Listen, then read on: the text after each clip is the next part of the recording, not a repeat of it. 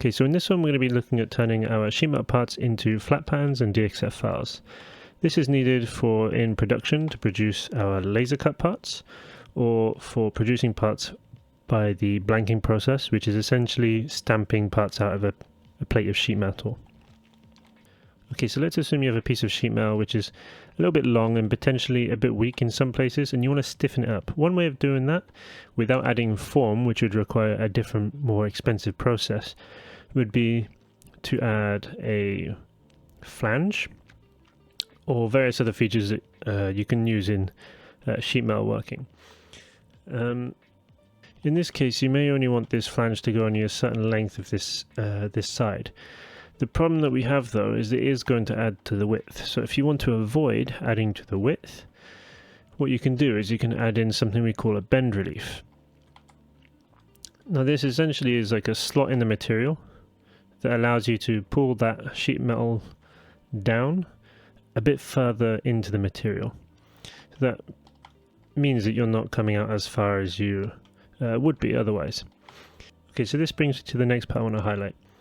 This is a 2mm thick piece of sheet metal, and inside here we have a 2mm radius, which means this part is 2mm and this part is 2mm. So this slot itself is 4mm wide.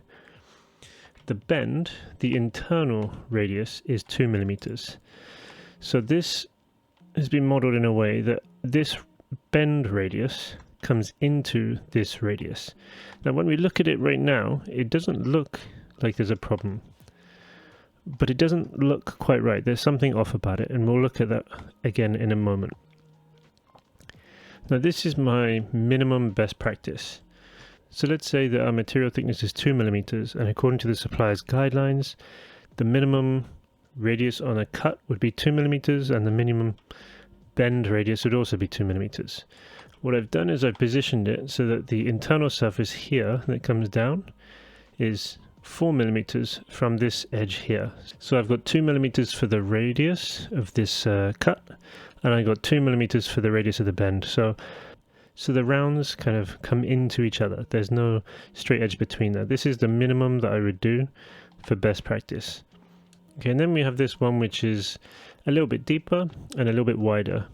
Basically, we're allowing them to use a larger piece of metal to cut this, and it can have a less sharp round, which means it's going to take longer before it bluntens, which means this tool, the life of this tool will be longer than something that's really pushing it to the boundaries.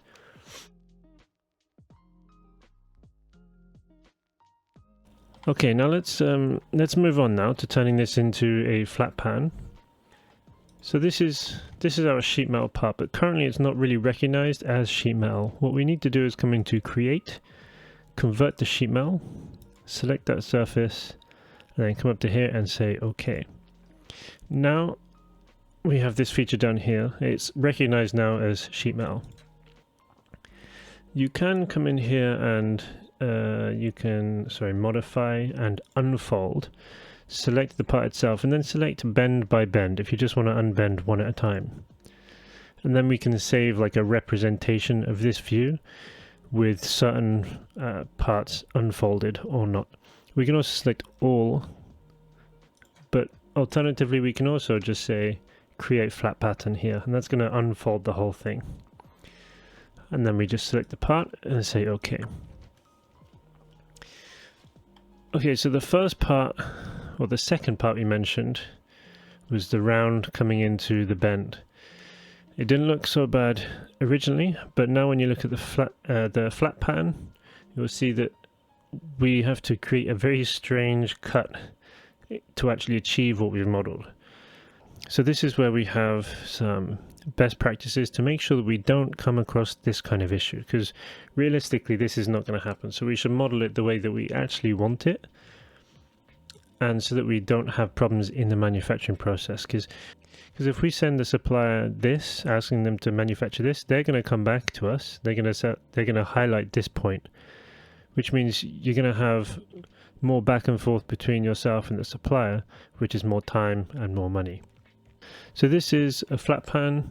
We're going to continue with it as it is with this issue here.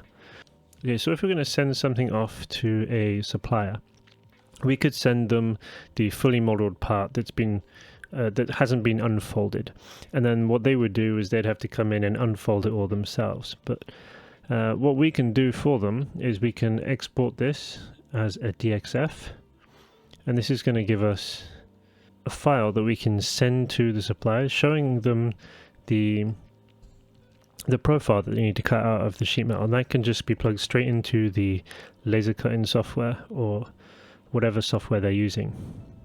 Now with this flat pattern, we can actually create a new drawing as well. So we go create new drawing from design. Okay, so if you want to create a drawing for the flat pattern, we can also do that here as well. You just start adding our dimensions, and you'd want to add some notation for the radiuses, the bend radiuses, and probably dimensions from the center of the bend back to somewhere. I'm just going to leave it there. We'll come back to 2D drawings and GD&T in the next video. Just wanted to try and keep this one short. I hope that's been useful, and I'll see you in the next one.